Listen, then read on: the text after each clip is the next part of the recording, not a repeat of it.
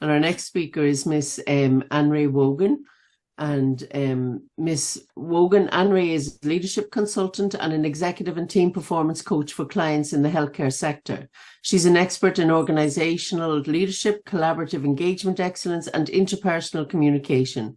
She's worked successfully in the pharmaceutical industry for over 20 years. She's passionate about unlocking the potential of people and optimizing team health and performance.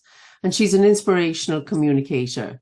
Annree is Vice Chair of the Board of Myeloma Australia, a for-purpose organisation that provides services, resources and events for people affected by multiple myeloma.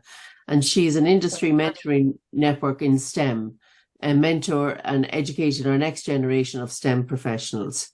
So I would like to invite you to listen to Annree's speech. Thank you very much, Annree.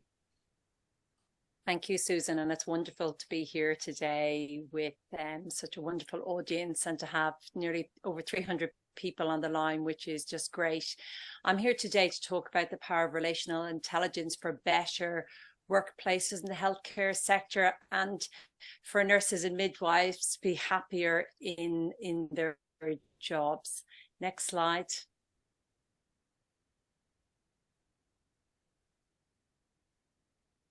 Oh, we're waiting for the slide. Yeah, one of the biggest challenges that we see working in the healthcare sector here in Australia, and I live in Melbourne as well as globally, is how do you as nurses and midwives stay emotionally, physically and intellectually healthy in a world where work never stops? We are now living in the digital age where work can work 24/7 with the sort of advent of mobile phones. So how do you as midwives and nurses really prevent burnout and some of the attrition that we're seeing in this sector?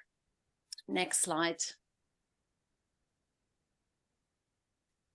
Sadly, we are living in an epidemic of ill health. If you look at some of these statistics, you can see that over 74% employees are saying that they're actually burnt out. We're not getting enough sleep. People are spending a lot of time on screens. And unfortunately, the happiness index has been decreasing since 2011. People are mentally and physically exhausted, and we're seeing this in the nursing and midwifery sector. We speak about the theme of collaboration. In order to be able to collaborate effectively, we need to have the foundations right, which is communication, relational trust, and psychological safety. And that is the foundation from where we can drive our strategic direction. The world we now live in is now visual more than oral. And in order to help nurses and midwives, we need to be able to give them visual leadership tools to help them be the best version of themselves, the healthiest version of themselves, so they can be most effective at collaborating. Next slide. So today I'm going to take you through one of our fun leadership tools that we give nurses globally across the world, called the 5 gears. Some of you, like me, I'm nearly 50, may have learned to drive a manual car, and you'll know when you drive a manual car that there's actually 5 gears. You start off in gear 1 and you move up through the gears to gear 5. You also need to be able to reverse the car if you're going to be able to drive the car.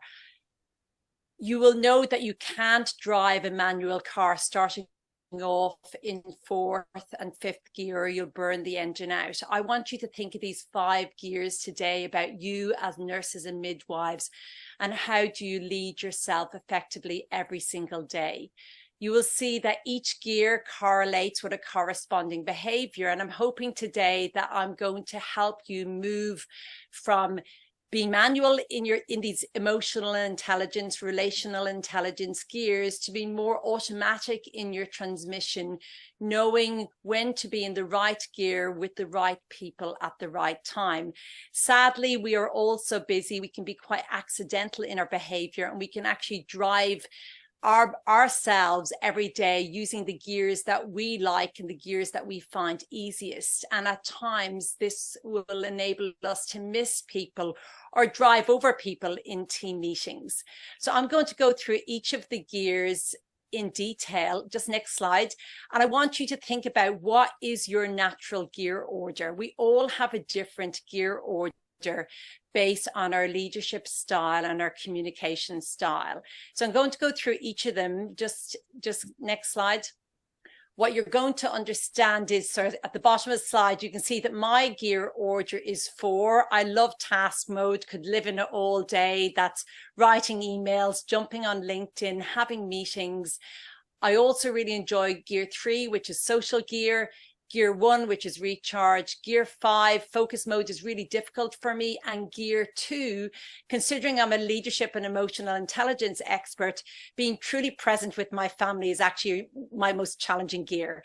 As I go through each of the gears, I want you to think about what is your gear order preference. And I want you to put them in order from the gears you find easiest to the gears you find difficult. And what you're going to learn is that we can't outsource our weakest gears. We need to learn to use the gears that we don't like if we're going to be effective leaders as nurses and midwives. So I hope you're up for the challenge. I'm going to start going through the gears now. I'm going to ask you to rank your gears 1 to 5. Which ones are easiest for you and which ones are hardest for you? Next slide. So I'm asking you here today, how easy is it for you to go into focus mode, 5th gear? You shut the door, you turn your emails off, you're in the zone, maximum productivity, you're not allowing any interruptions, and somebody has to say your name 3 times to get your attention. Some of you will love this gear and some of you will hate this gear like me. So I want you to think, where is 5th gear? Is it one of your easiest gears or one of the hardest gears for you?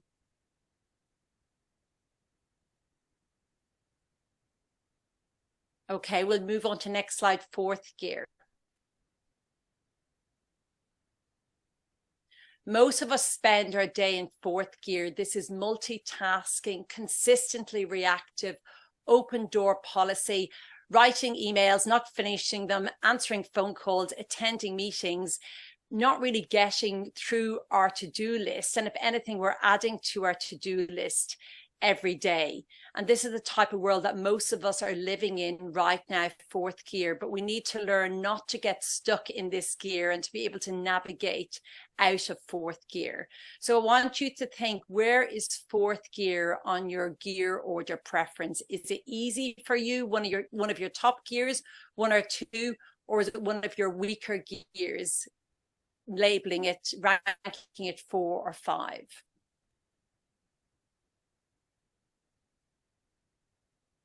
So the next slide, please. 3rd gear is social mode, one of the most important gears for communication and collaboration. It's taking the time for social chit chat, polite conversation with your patients, your carers, your colleagues. It's that relational interaction, coffee with colleagues, drinks with friends, meeting new people. Some of you will love this gear and you can actually find it hard to go into work gears, or some of you will hate this gear and don't enjoy the social chit chat, and you might think it's actually a waste of time. In actual fact, most businesses and relationships happen in 3rd gear. And you think about COVID and the hybrid work environment we're now operating in as healthcare professionals, all meetings should start in 3rd gear. Relational interaction with people. And if anything, before you start a meeting, and sometimes our meetings are running back to back, we now recommend meetings should be for 50 minutes long, not 1 hour. So you have time to reset and think about what gear you need to go into for your next meeting and what mindset you want to bring to this meeting. So I want you to think 3rd gear. Where is 3rd gear on your gear order? Is it easy for you or hard for you? Next slide. We have this little tool called the boomerang effect for nurses and midwives. For those of you that love 3rd gear, you need to learn to be interested in others first. Ask good questions and be interested in the other person before being interested in yourself. And if you're interested in the other person, the person on the other side of you will be then interested in you and ask good questions. This is also helpful for anyone who doesn't like third gear. When you're going to a conference, you just need to think of 3 great questions you're going to ask people. Where are you from? How long have you been in your role? I'd love to learn more about your job in X hospital. Next slide. Second gear, how good is everyone on the call today at shutting off work, going home and connecting, truly connecting emotionally and physically and intellectually present with the people that are dearest to you, your family and friends? That is active listening, depth of conversation, authentic connection. For many of us, we find second gear a real challenge. We can be at home physically present, but we're not emotionally or intellectually present. And we need to have triggers to shut off work and be truly present for the people we care most about, striving for that work-life balance. I want you to ask yourself, how good are you at going into second gear? Is it easy for you shutting off work and being truly present for the people you care about most in your life? Or do you find it incredibly difficult, like me, one of my weakest gears that I'm constantly needing to work on?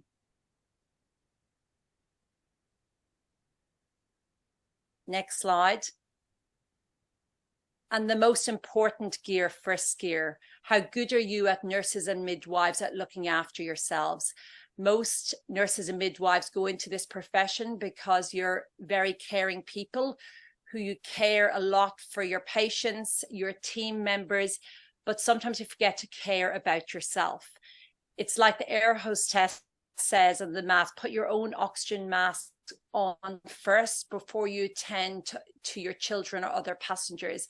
As nurses, you can't give what you don't possess. You really, if you're going to be able to drive this strategic direction for the World Health Organization and be excellent communicators and collaborators, self-care is so important. Are you exercising and sleeping? Are you doing things that energize you? And that's different for different people. I want to ask you today, where is first gear for you? Is it a gear that you don't do at all, or it's somewhere in between? Because to be effective, first the gear we need going into a day, caring for ourselves first, being intentional at being the best version of ourselves as nurses and midwives, so we can create that healthy culture in our team, organization, and at home. Next slide.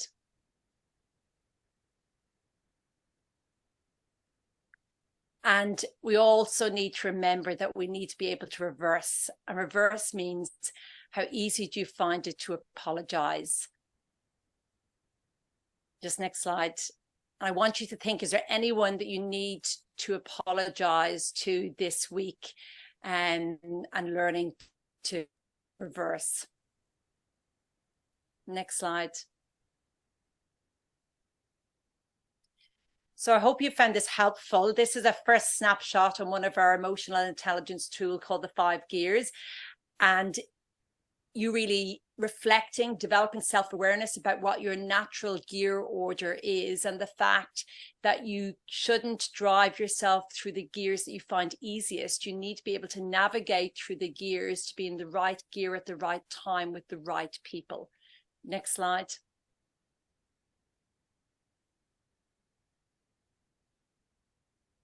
First gear is foundational to all the other gears. First gear recharge as nurses and midwives is your secret weapon. Everyone benefits when you recharge well. Just next slide. Samantha's giving me a 30-second call. Next slide. If you want to take this will, well, I'll share this slide after the meeting, but we've some leadership insights here as to why first gear recharge is really important for you as nurses and midwives. And we'll share this after the workshop, so you can actually pick. I don't have time, Susan, to go through this, do I? No, probably not. But like you said, we'd be able to look at this and pick our own too, you know? Yeah. So I'd like to pick 2 leadership insights for first gear that will help you understand why first gear recharge is really important. So thank you for your time today. Well, thank you very much.